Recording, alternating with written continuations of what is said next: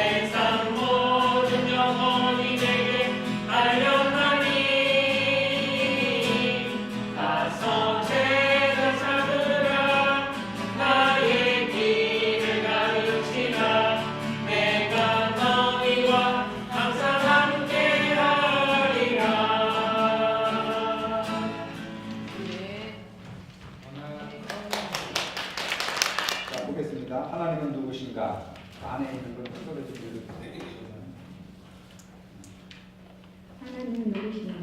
보잘것없는 인간이 하나님을 안다는 것만큼 자랑스러운 일이 또 있을까?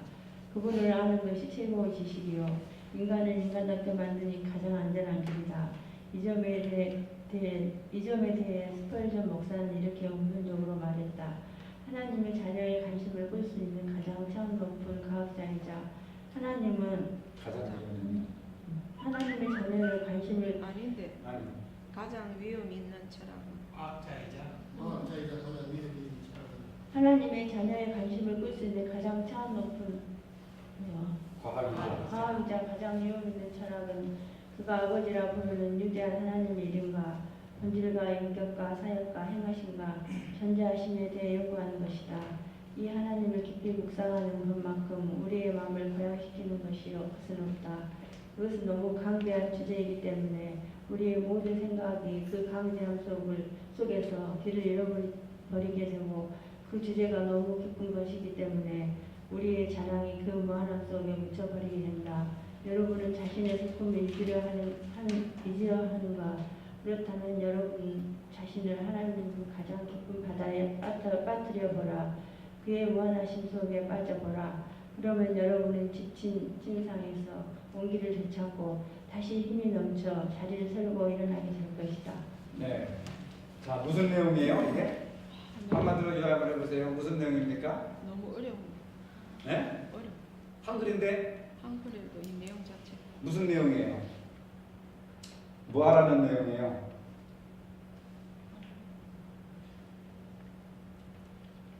한마디로 이렇게 누가 얘기해 보세요. 무슨 내용입니까? 하나님을 아는 게 최고 지식이고 진리다. 그렇죠. 뭐 어려운 거 없습니다. 보잘것없는 인간이 하나님을 안다는 것만큼 자랑스러운 일이 어딨을까? 그래서 하나님을 아는 것이 최고의 지식이다. 그리고 혹시 권사님은 안네 한번 읽으셨다고 안경 안 쓰시고 읽는 게 대단해요. 나는 안경 벗으면 아무것도 표시가 안 돼요. 그러니까 안경을 좀 쓰셔요. 특히 성경 읽을 때는 그래도 잘 읽으시고 나는 안경 벗으면 검은 것은 또 흰 것은 종이요 검은 것은 글씨요. 안경을 벗으면 안경을 써야 돼요. 자 1번 문제 읽어보세요, 권사님. 역대상 29장 10절에서 12절을 읽어보시오. 그리고 아래의 열반 말들이 반복되어 나오는 것을 보면 다윗이 찬송하는 하나님은 어떤 하나님이라 할 수 있는가? 자, 우리가 본문에 역대상 29장을 아까 읽었죠? 표시해 놓으라고 그랬죠? 한번 펴봅시다. 역대상 29장 10절로 12절입니다. 찾으셨죠? 큰 소리로 함께 한번 읽어봅시다. 시작. 다윗이 온 회중 앞에서 여호와를 송축하여 이르되 아이고 대고 읽어요. 우리 조상 이스라엘의 하나님 여호와여 주는 영원부터 다시. 영원까지 축복을 받으시옵소서. 아니 오늘 밥 먹고 수제비까지 옵션으로 드셨으면서 어떻게 이렇게 소리가 그냥 그렇습니까? 큰 소리로 한번 해보자. 시작. 다윗이 온 회중 앞에서 여호와를 송축하여 이르되 우리 조상 이스라엘의 하나님 여호와여 주는 영원부터 영원까지 송축을 받으시옵소서. 여호와의 위하심과 권능과 영광과 승리와 이견이 다 주께서 하사오니 천지에 있는 것이 다 주의 것이옵소이다. 여호와의 주권도 주께서 하사오니 주는 부터 만물의 머리이시니이다. 그와 우리가 주께로 말미암고 또 주는 만물의 주체가 되사 손에 권세와 능력이 있사오니 모든 사람을 크게 하심과 강하게 하심이 주의 손에 있나이다. 아멘. 이것도 어렵습니까? 그 안에 밑에 보면은 가로쳐 놓고 다 주께 속하였나이다.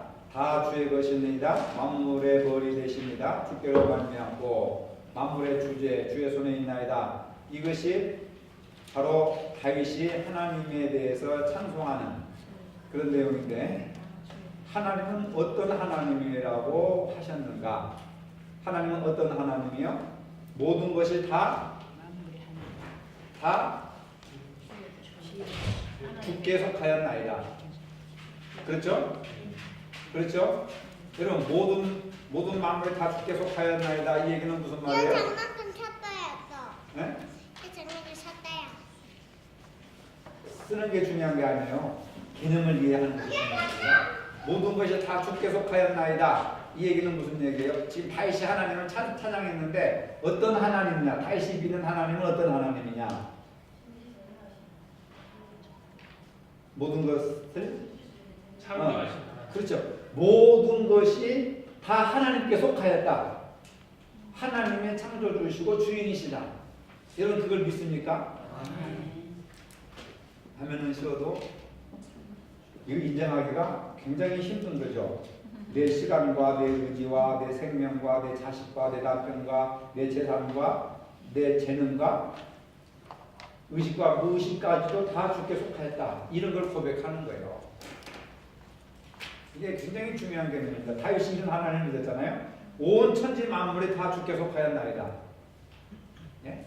내 자식과 내 남편과 내 아내와 그리고 내 현재와 미래가 다 주께 속하였나이다. 여러분 그걸 인정하시기 바랍니다. 예? 그래놓고 또 염려 걱정은 또 도매금으로라. 다 하나님께 맡겼나이다 하면서 이놈아 내가 너 낳느라고 얼마나 힘들지 아냐 너 놓고 미역국을 내가 먹었다 뭐 하면서 또 그러잖아요. 하나님께 속하였다고 하나님께 맡기지 못하면서 그것은 뭐냐 모든 자식들이 다 내게 속하였나이다 이렇게 얘기를 하는 거예요. 이걸 여러분들 이제 이게 중요한 거예요. 내 것과 하나님의 것을 분별할 줄 알아야 돼요. 근데 원래는 내 것이 있어요 없어요? 없죠. 근데 뭐 있잖아. 다 하나님의 것이라고 믿어요? 다 내 것이지 뭘. 내 마음대로 쓰니까.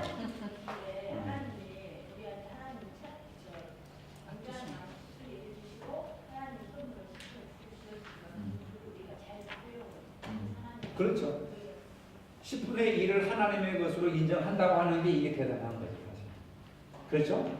그래서 11조도 거기서 나오는 거고, 그 다음에 생활의 시간의 10분의 1도 우리가 뛰어서 하나님을 위해서 쓰는 것도 이게 전부 다 주께서 하였나이다. 이게 다윗이 하나님은 이런 하나님이다. 내가 믿는 하나님은 온 천하 만물의 모든 것이다. 하나님의 것이다. 하나님께 속했다. 여러분 이게 대단한 믿음이에요. 그러니까 우리가 걱정하고 염려할 필요가 있어요, 없어요? 있어요, 없어요? 없어요. 근데 왜 걱정 염려 때문에 잠을 못 자요? 네? 우리 하나님은 그 큰 바다가 60바다 더 크잖아요, 바다. 네. 근데 그 간을 딱 맞춰갖고 거기도 살고 또 사람들이 잡아서 먹고, 근데 거기를 그 딴 걸 먹어도 거기가 안 짜요. 그럼 위대하신 정말 하나님의 그 아주 그냥 기가 막힙니다. 그렇죠. 그 하나님의 참여의 신비죠. 그 짠 바다 속에 물고기들이 왜 그렇게 짜지 않는가? 그걸 얘기하는 거예요. 그 짠 것을 먹고 어떻게 살아가는가? 그게 신비죠, 그죠? 그 다음에 다 주의 것이다. 두 번째 개념이 다 주의 것이다. 그렇죠? 다 주님의 것입니다.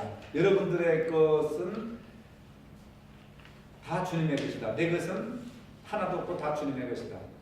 주신이요, 주신이도 하나님이시고 가져가시는 이도 하나님이시니 오직 하나님이 영광을 받으시리다. 누구 얘기입니까? 이거 알면 굉장히 실력이 있는 건데 역시 박은남 기사님 요배 얘기예요. 요배 벌거벗고 어머니 뱃속에서 벌거벗고 적신으로 왔은즉 갈 때에도 적신으로 가니라. 인생은 빈술에 빈수고 공술에 공수고 빈수로 왔다 빈수로 간다. 그게 이미 공자맹자가 한 얘기가 아니고 욥기서에서 욥이 얘기한 거예요. 근데 우리는 그걸 인정을 못해요. 얼마나 욕심이 많습니까? 빈손으로 왔다가 빈손으로 가는 거예요. 그게 인생입니다. 그렇죠? 여러분 안 죽어요? 죽죠? 내가 죽는다라고 오늘을 열심히 살아가는 게 이게 종말론이에요. 우리는 종말 의식이 있어야 됩니다.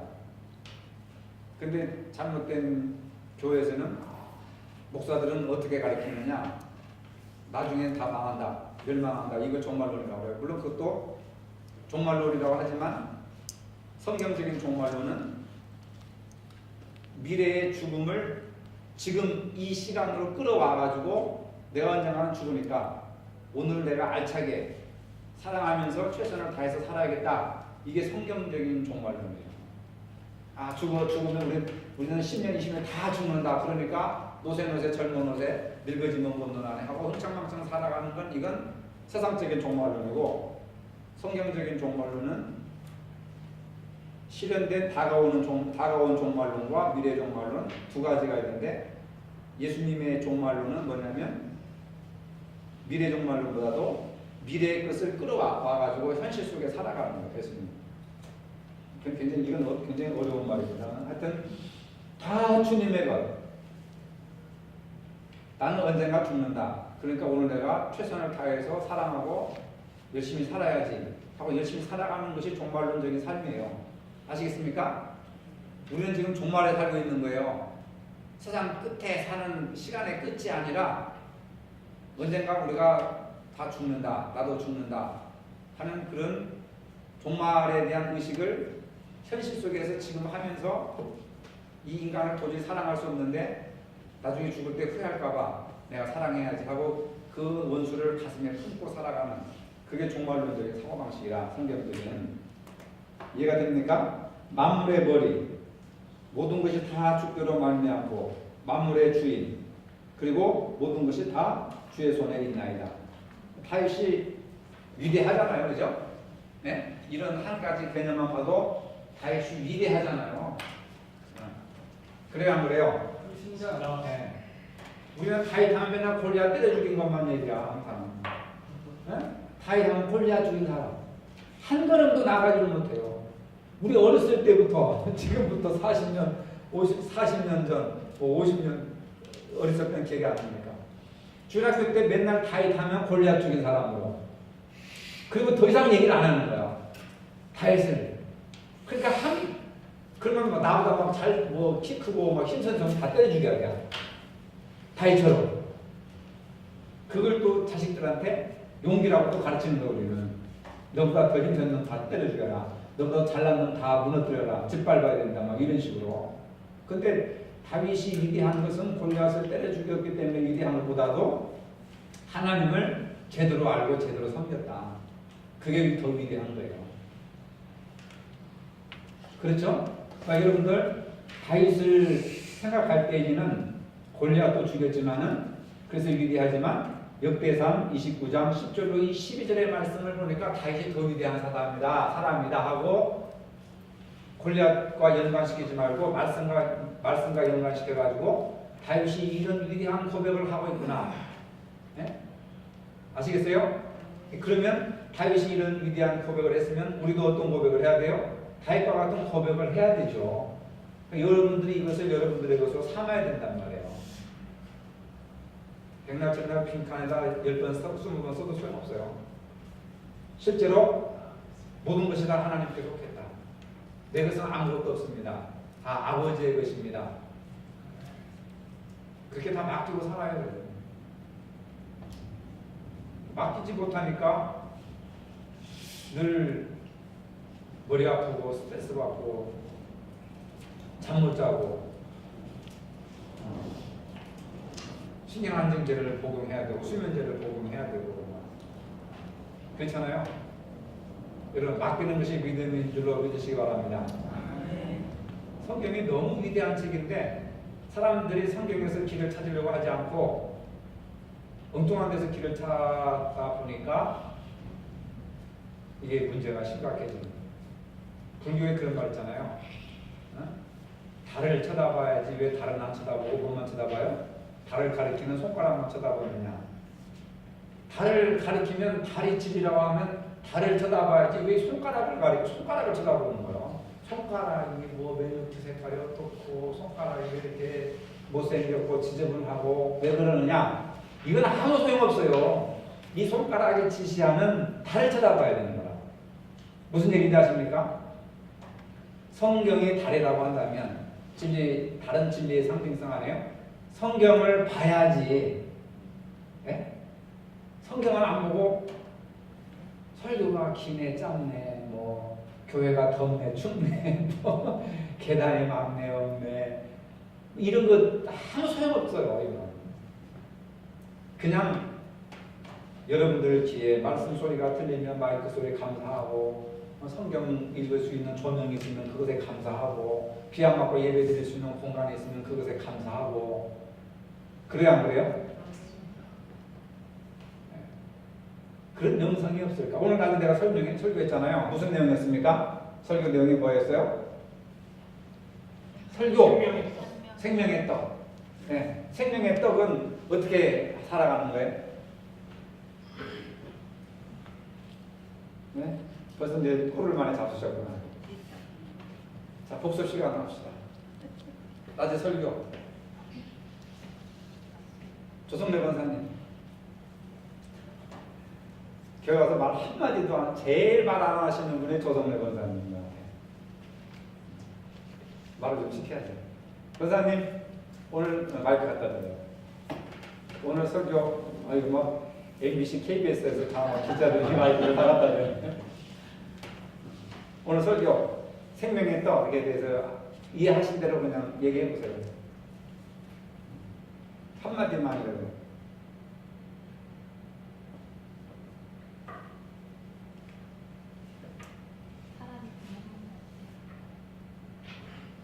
아니면 양 목사님 대신 해주시세요. 두 분이신 목사님.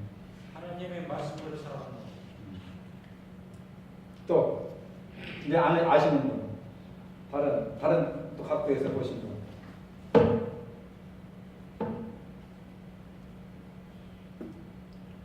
여러분 이게 성경 공부예요. 뭐 자꾸 여러분 생각을 좀 하세요. 생각을. 썩어질 것만 가지고 붙잡고 있지 말고 생명을 가진 하나님 말씀을 갖고 살아라. 그렇죠. 이제 말씀을 가지고 살아라라고 하는 것은 전제예요. 전제. 근데 그 말씀을 가지고 어떻게 사느냐 말이에요. 어떻게. 어떻게 살아가는 것이 말씀을 가지고 생명의 떡을 먹고 살아가는 것이고 예수를 믿는 자의 삶이냐, 이게 중요하잖아요. 그렇죠. 그것도 하나의 예화 속에서 그 얘기를 한 거죠. 예. 또 떡을 먹어야지. 어떤 떡? 생명의 떡. 그 생명의 떡이 누구야? 예수님. 네. 그러니까 지금 예수를 믿어야 된다는 걸 전제로 한 거예요. 지금 그게 전부 생명의 떡을 먹고 예수를 믿고 하는 게 전부 지금 여러분들이 다 믿잖아요. 생명의 떡을 먹잖아요. 먹고 있잖아요. 근데 이제 거기에서 끝나면은 너무 추상적인 거라. 저는 교회실에서 혜성이 보면서 이렇게 말씀을 말씀을 해야 드렸는데 말하고 소리 저 조금 전에. 하나님의 말씀을 먹어야 믿음이 생겨. 그러니까 여러분들 한계가 그렇다니까. 말씀대로 살아야 된다, 믿어야 된다. 근데 그 말씀대로 살아가는 것이 현실 속에서 어떻게 나타나는 거냐, 믿음대로 살아가는 것이 현실 속에 어떻게 나타나는 거냐, 제가 예화를 통해서 다 얘기했어요. 그걸 다 얘기하라는 거죠. 네, 저는 유월실에서 오늘은 혜성이 보면서 예배를 드렸거든요. 그래서 혜성이랑 같이 네. 네. 동그라미. 네. 네. 오늘 저는 혜성이랑 같이 유월실에서 예배를 드렸거든요. 그래서 이렇게 잠깐 이렇게 집중해서 듣지 못했는데 제가 이렇게 가슴 이렇게 박힌 것은 뭐냐면 마태복음 7장 12절에 남에게 대접을 받고자 하는데 너희도 남을 대접하라. 그 말씀의 예화를 하셨거든요. 그래서 그 남을 대접하는 것이 바로 생명의 떡을 우리가 먹고 사는 것이다. 예, 그렇게 제가 말씀을 그렇게 들었습니다. 예, 그것도 한 부분이고 우리 노건사님하고 정확하게 또 지적하셨고 또 다른 분 그것만 얘기한 게 아니잖아요. 예수님이 생명의 떡이다. 예, 예수님이 생명의 떡이다. 예수님을 따르고 예, 예수님을 따라서 예, 예수님 말씀을 따라서 예. 근데 이제 그것이 여러분 다 원리는 알잖아요. 지금 예수님을 이렇게 하는 것을 다 알잖아요. 근데 나.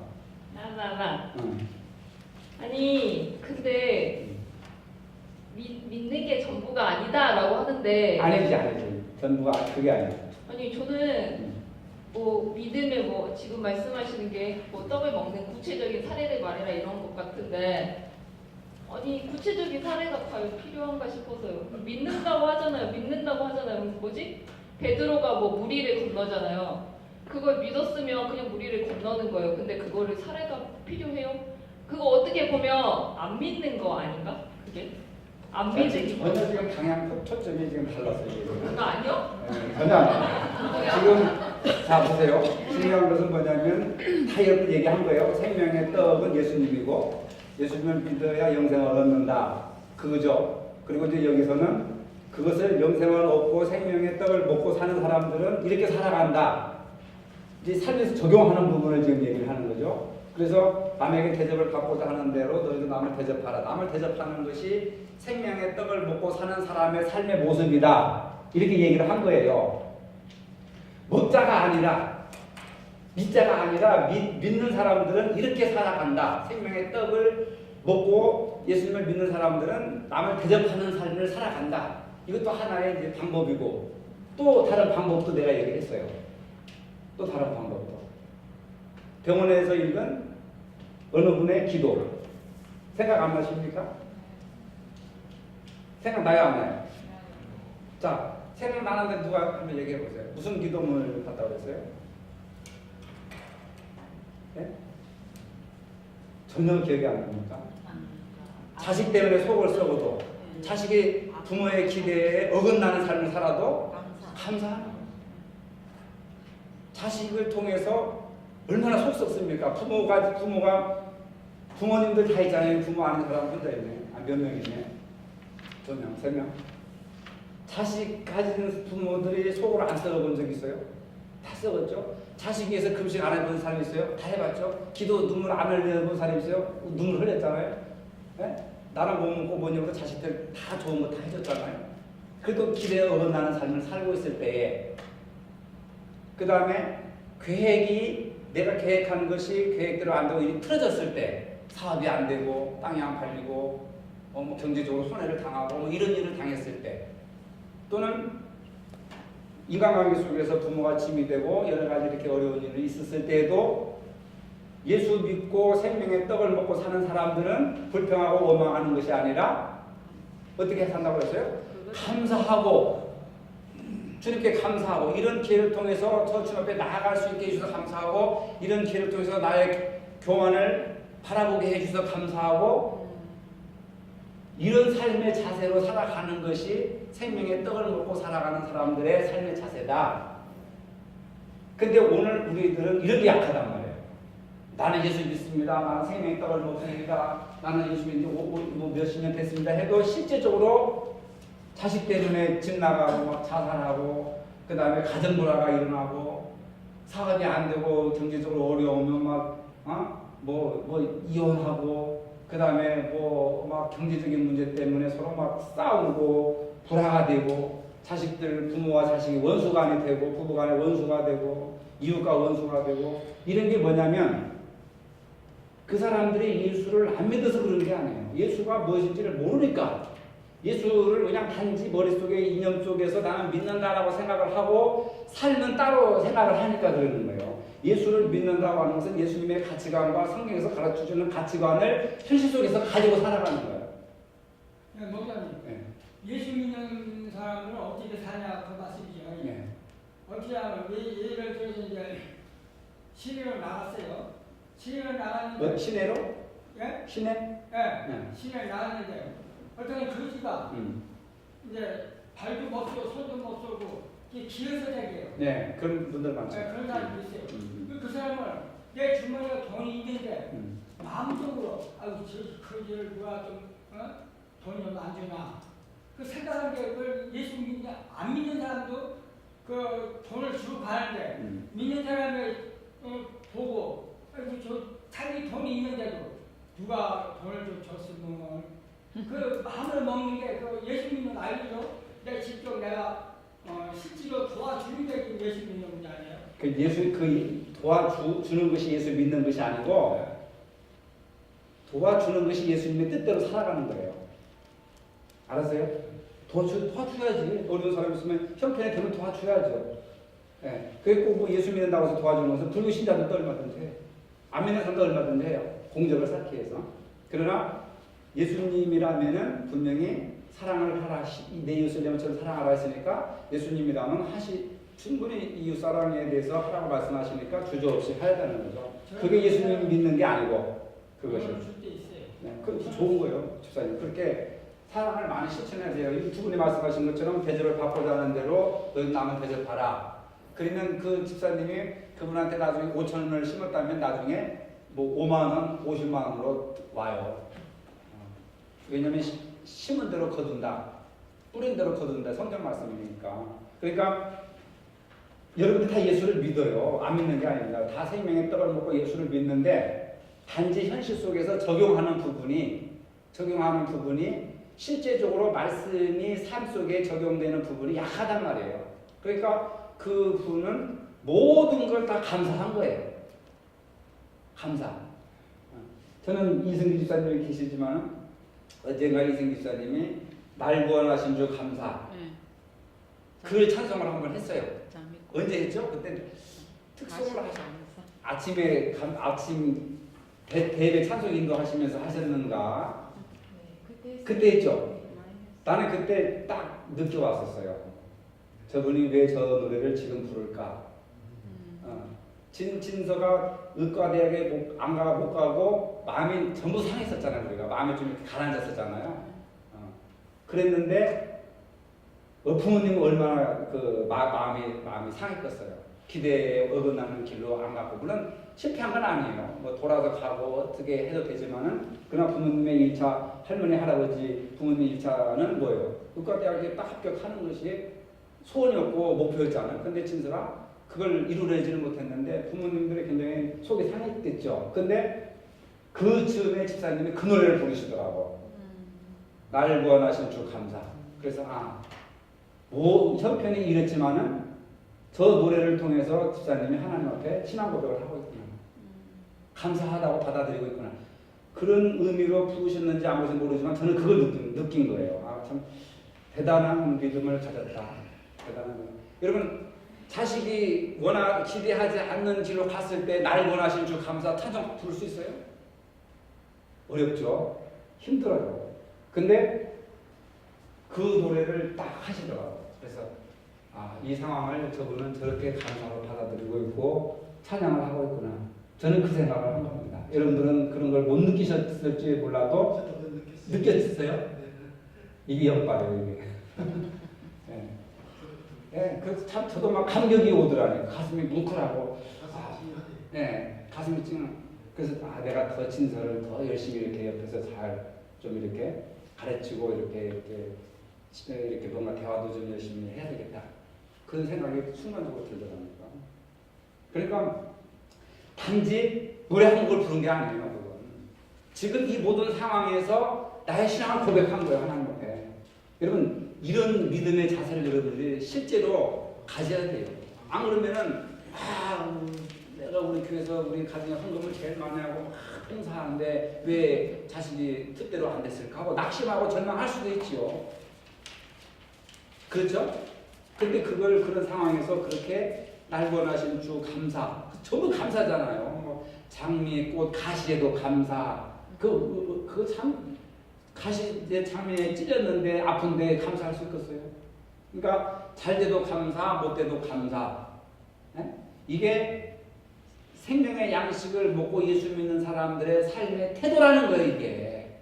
근데 우리는 믿는다, 믿습니다, 아멘, 아멘 하지만 현실 속에서 이렇게 자식들의 어긋난 부모의 기대에 미치지 못했을 때 감사할 수 있는 사람이 과연 몇이나 있겠느냐. 네? 병에 걸렸을 때도 예수 믿는데 병에 걸려?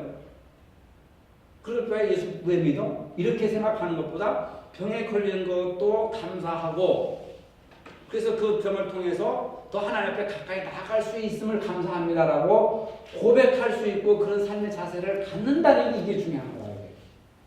무슨 얘기인지 아시죠? 그러니까 여러분 이게 중요한 거예요. 삶이 중요한 거예요. 삶이. 그러니까요. 보통 사람들은 믿음하면 내가 원하는 걸 얻어내는 거 그렇게 생각을 해요. 아니면 그러니까 뭐 이런 무슨 이적들이나 기적들이 이루어지는 거. 근데 그게 아니라 하나님 안에서의 믿음이라는 건 사람과 사람이 신뢰를 쌓아가는 것처럼 하나님에 대해서 믿어져 가는 거예요. 그러니까 예를 들어서 그러니까 사람과 사람이 대인 관계를 가질 때는 어떤 사람에 대해서 무작정 처음부터 믿지를 못하잖아요. 근데 그 사람과의 관계를 통해서 사소한 일들이나 무슨 어떤 중요한 일들을 겪어가면서 그 사람에 대한 신뢰들을 쌓아가는 거잖아요. 그거하고 똑같다고 생각을 하거든요. 그러니까 우리가 그냥 간접적으로 하나님을 믿어야 한다라는 그런 믿음의 차원이 아니라 사람과의 관계가 똑같은 것처럼 하나님은 살아계시기 때문에 하나님과의 관계에 있어서도 그 신뢰를 그렇게 쌓아가시도록 하나님이 인도해 가시는 그 과정들인 것 같아요. 그러니까 막연하게 개념적으로만 믿는 것이 아니라 실제적으로 아니라. 믿어야 된다는 거죠. 실제적으로 이렇게 신뢰들이 서로 쌓여가면서 그러니까 내가 원하는 걸 얻지 못했지만 그 과정들을 통해서 하나님 이 과정 중에도 함께 하셨다라는 걸 또 알게 되고 또 다른 삶을 통해서 또 아닌 걸 내가 원하는 대로 안 됐지만 또 하나님에 대해서 알아가는 거고 그렇게 하면서 서로 하나님에 대한 신뢰가 이제 점점점 쌓여가면서 신앙도 점점점 성숙해가는 그런 생각을 그러니까 관념적으로만 머릿속으로만 믿는 것이 아니라 실제적인 삶 속에서 믿어가는 거. 바로 이제 그게 이런 지금 현실 속에서 일어나는 거. 그래서 모든 것이 내 뜻대로 안 되더라도 그것을 감사로 받아들이면 하나님 모든 것이 합력할 선을 이루게 하신다. 네, 그 하나님을 이제 내 삶 속에서 직접 깨닫고 그렇죠. 알게 되는 그 삶 속에서 그런 하나님을 신뢰하고 믿고 나가는 게 이게 생명의 떡을 먹은 사람들의 생명을 가진 사람들의 삶의 자세라 이 말이죠. 네, 그러니까 고난 중에도 감사할 수 있는 거고 이제 그렇게 신뢰가 쌓여가다 보면 이제 다른 고난이 왔을 때 이 속에서도 하나님이 인도해 가신다라는 걸 믿어지게 되고 그러면서 점점점 신뢰가 점점 커져가는 거죠. 오케이. 네. 네.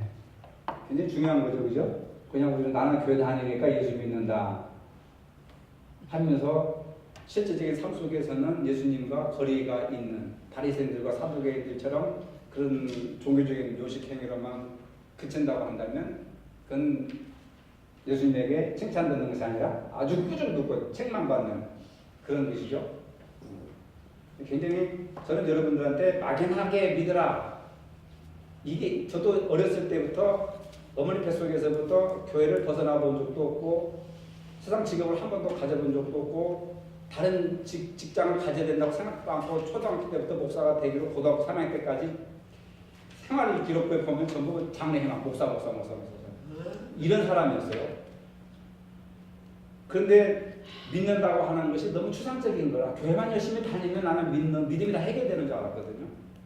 그런데 성경을 연구하고 또 신앙을 공부하고 그렇다고 해서 다 해결되는 것이 아니라 계속해서 끊임없이 성경을 보고 연구하고 하다 보니까 내가 생각했던 막연한 믿음과 실제적으로 예수님이 원하셨던 삶과는 굉장히 큰 차이가 나더라는 거죠. 한국교회에서 가르치는 거하고 그 다음에 성경에서 예수님이 직접 말씀하신 거하고 너무 큰 차이가 나가지고 이건 아니다 하고 이제 본질로 뛰어 들어가는 거죠. 그게 뭡니까?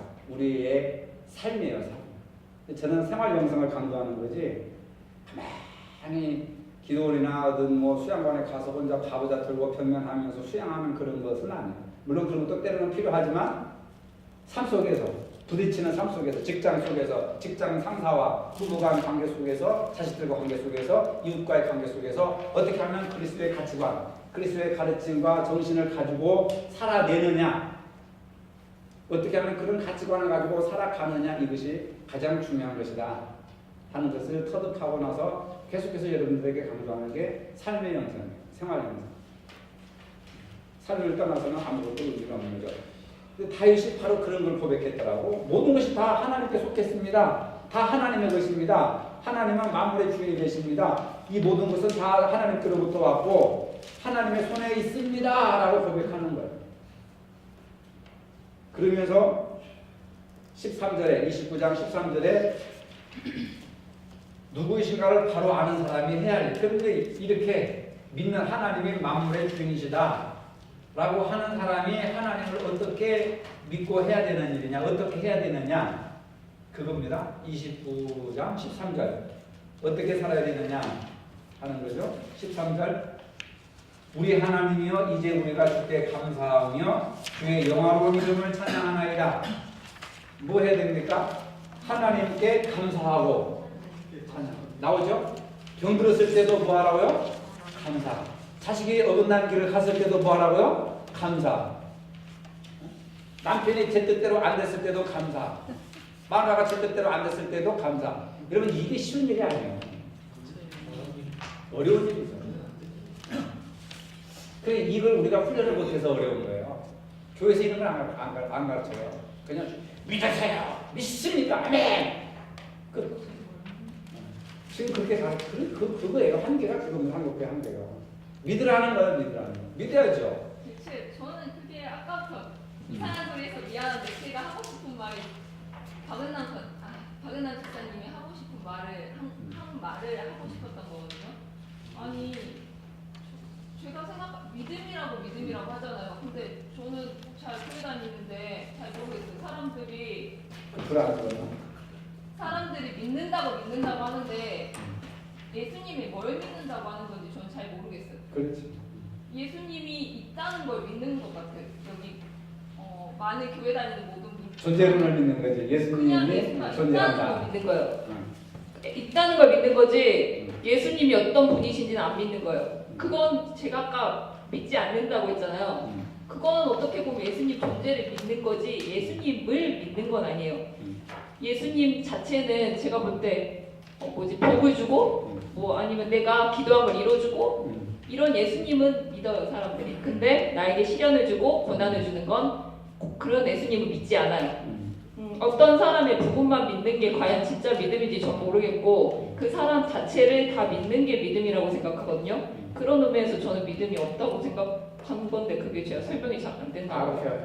자, 이 두 가지가 있어요. 지금 권사 선생님 얘기가 알겠는데 첫 번째 얘기하는 것은 우리가 예수를 믿는다고 존재론적으로 믿는 거예요. 그 얘기는 뭐냐면 여러분들이 나를 예를 들게 이영옥이라고 하는 목사님이 있다. 인정을 하죠. 이것은 나를 존재론적으로 믿는 거예요. 여러분들의 내 이용옥이라는 한국에 이용옥이라는 목사가 있다 이렇게 믿는다고 하는 것은 여러분과 나하고는 아무 상관이 없어요. 단지 나의 존재론을 믿는 거죠. 아, 이용옥 목사가 있다라고 하는 거. 예수님이 있었다. 성경에 보니까 예수님이 있었다. 나는 그분을 믿는다라고 하는 것은 예수님을 존재론적으로 믿는 거예요. 그건 아무런 관계가 없는 거예요. 나를 이용옥 목사가 세상에 있어. 나하고 아무 관계없는 사람도 그걸 믿어요. 내가 존재하니까. 거기서부터 이제 시작을 되는 거지만 거기서 끝나면 예수님과 우리는 아무런 상관도 없어요. 두 번째로 존재론에서 시작해가지고 예수님이 살아계신 실존적인 인물이라고 하는 것을 믿어야 되죠. 그렇죠? 그런데 여기서 믿음이라고 하는 것은 관계성을 얘기하는 거예요. 관계성. 그러면 이용옥이라는 목사하고 사라하고 어떤 관계가 있느냐? 이 관계, 나하고 예수님과 어떤 관계가 있느냐? 그러면 내가 사라한테 이리 나와. 그러면 나를 믿으면 나오겠어요? 안 나오겠어요? 매주 토요일마다 나와서 솜사탕 하는데 나와줘. 그럼 나를 믿으니까 나오겠죠. 나를 믿으니까 매주마다 나왔죠. 사라 선생님이. 근데 그 관계란 말이에요. 말에 대한 신뢰의 관계. 근데 나를 안 믿으면 안 나오는 거예요. 내가 바쁜데 왜 나와? 내가 공부해야 되는데 왜 나와? 내가 친구라고 놀러 가야 되는데 왜 나와? 하면서도 사라는 역시 나는 내가 존경하는 목사님이야. 이용옥 목사는 내가 존경하는 목사님이야. 하고 내 말에 대해서 전혀 순종하지 않고 나하고 관계가 없이 살아간다고 했을 때 과연 나를 믿는다고 하겠느냐? 머릿속으로는 믿지만 실제적인 관계 속에서는 믿음이 아닌 거죠. 이게 살아있는 믿음이 아니라 무슨 믿음이에요? 죽은 믿음이라는 겁니다. 근데 한국교회 교인들은 단지 예수님이 신약시대 때 살아계시고 훌륭한 일을 많이 하시고 좋은 일 많이 하시고 십자가에 못 박혀 돌아가셨습니다. 그것도 믿음이에요. 그렇지만 실제적으로 그것이 나를 변시켜주고 내게 생명의 양식이 되는 믿음이 되려면 예수님과 관계를 맺어야 되는 거예요. 삶 속에서 예수님의 관계를 맺어야 되는데 그게 주님의 말씀에 순종하는 거랍니다. 이해하시겠죠? 사람들이 의심이 풀렸죠? 순종을 통해서 그분이 사랑하라고 하면 사랑하는 거예요. 용서해라고 하면 용서하는 거예요. 구제하라고 하면 구제하는 거예요. 기도하라고 하면 기도하는 거예요. 그런데 그것이 성경에 다 나와 있기 때문에 우리가 성경을 다 순종할 수는 없잖아요. 근데 그 상황에 따라서 저 사람이 또 죽겠어.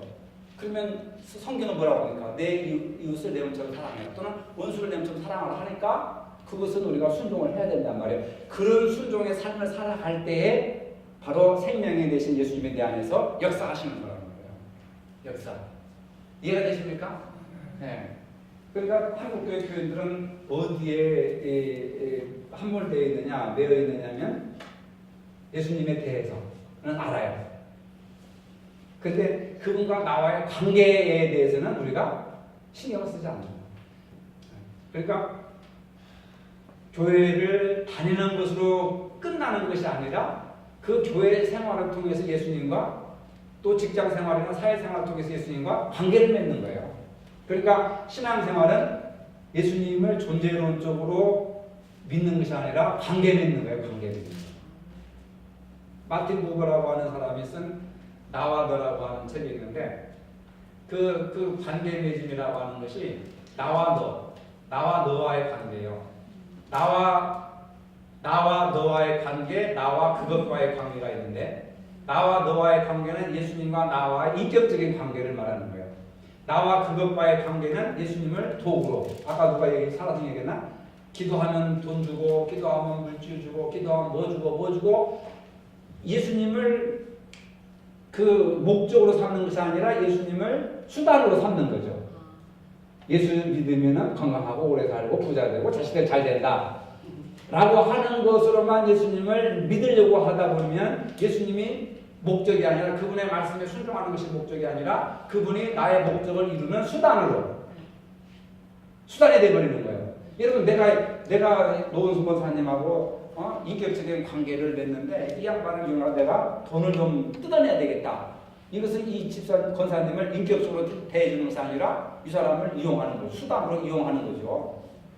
아주 나쁜 거예요. 인간관계 속에서. 그러니까 우리가 인간관계 속에서 그 사람의 인격 자체, 존재 자체를 사랑하고 그 사람이 목적이어야 되지 그 사람이 수단이 돼서는 안 되는 거. 근데 많은 사람들이 저 사람을 이용해가지고 뭐를 좀 얻어야 되겠다. 수단화 해가지고 도구로 삼는 사람들이 있어요. 잔머리 잘 돌리는 사람들. 나는 그런 사람들 싫어합니다. 네. 기분 나쁜 거요. 알고 당하는 거요. 알고 당해. 그렇죠? 그런 사람들 있죠? 정치하는 사람들. 맞죠? 선거 때마다 찾아오면서 딱 되면은 무시하는 거야.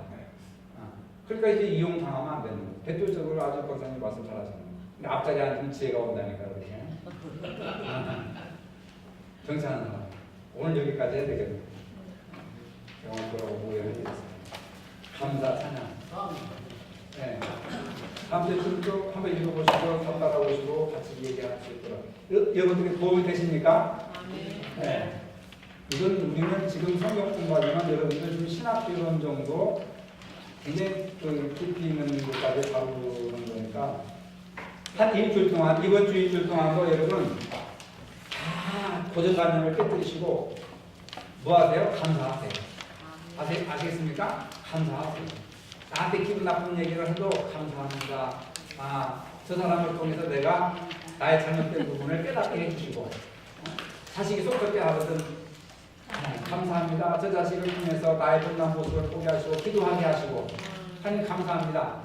일주일 동안 한번 모든 것을 감사면으로 한번 생각해 보세요. 그러면 여러분의 인생이 굉장히 풍성하고 행복하고 우울증도 사라지고 영육간에 우리가 실제로 말씀을 먹었으면은 그것이 우리 말씀 속에서 소화가 돼야 되지. 오늘 내가 낮에 성령 말씀을 설교를 들었는데 이게 무슨 말씀인지 하고 그냥 가다가 다 잊어버리면 말씀을 먹은 게 아니에요. 교회만 왔다 간 거지 예배 드린 게 아니에요. 그러니까 일주일 동안 남에게 대접을 받고자 하는 대로 너희도 남을 대접하라. 이 말씀과 제가 왜 예화를 들냐면 여러분들이 귀에 확 들어오게 그걸 어려운 말로 풀어서 하면 이해를 못 하더라고요. 어렸을 때 주일학교 선생님들이 설교를 얼마나 많이 했습니까? 근데 다 본문 제목 다 내용 잊어버렸는데 이야기해 준 것이 지금도 생각이 나요. 예화 들어준 건. 그래서 나는 중요한 것은 어디에다가 숨겨서 넣어주냐면 예화를 통해서 여러분들한테 이렇게 전해주는 거예요.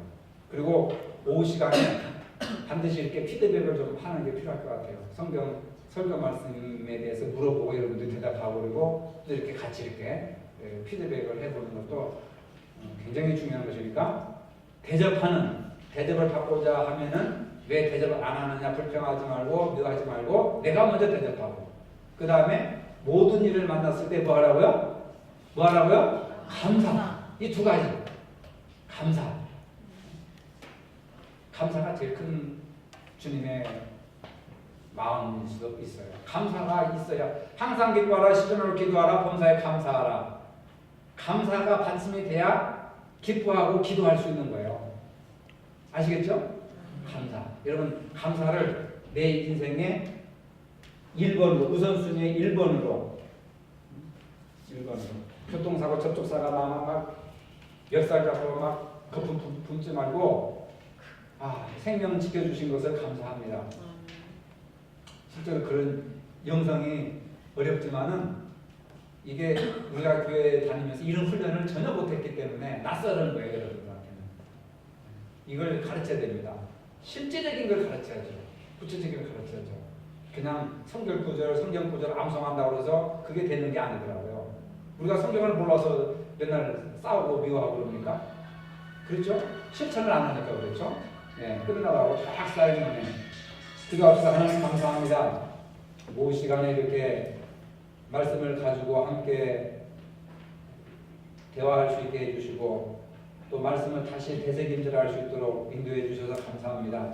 우리가 말씀을 몰라서 못 사는 것이 아니고 주님 뜻대로 못 사는 것이 아닙니다. 단지 그것을 내 말씀으로 받아들이지 못하고 적용하지 못하고 또 말씀을 실천하지 못하기 때문에 말씀과 관계를 맺지 못하기 때문에 우리가 이렇게 피폐한 삶을 살아가고 있는 줄 압니다.